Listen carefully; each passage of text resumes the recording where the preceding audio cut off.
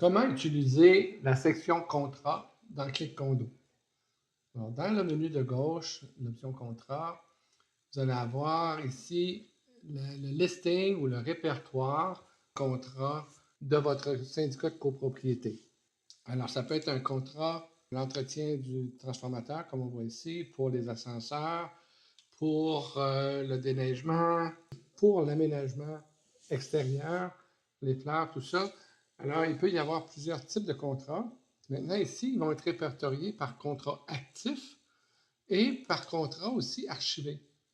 Il est même possible, lorsqu'un nouveau syndicat s'inscrit dans Clic Condo, de créer des contrats du passé dans vos filières à quelque part pour avoir ces informations-là, un historique complet.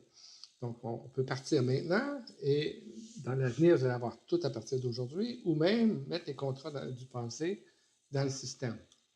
Donc, quand on veut créer un contrat, en fait, ce que je vais faire, c'est que je vais cliquer ici « Créer un contrat » et je vais faire un test là pour vous montrer deux choses en même temps. Contrat qui se termine dans moins de 60 jours. Là, on choisit une date de début.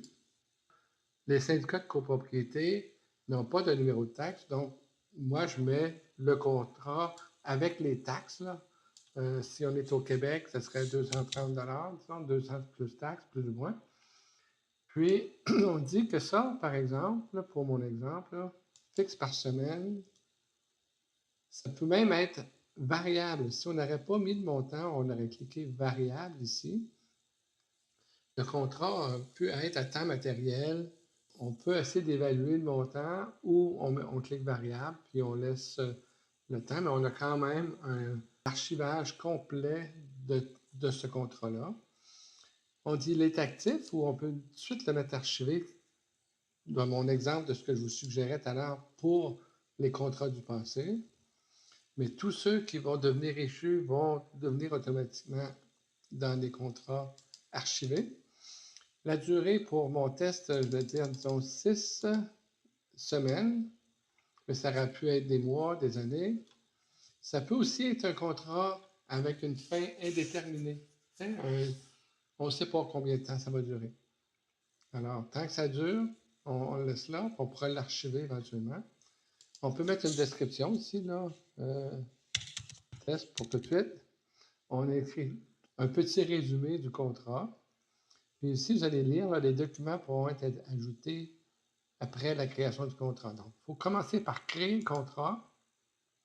Et après ça, on peut ajouter une ou plusieurs pièces jointes, le contrat, l'offre de service, les conditions, les images de comment c'était avant, puis après, de choses comme ça.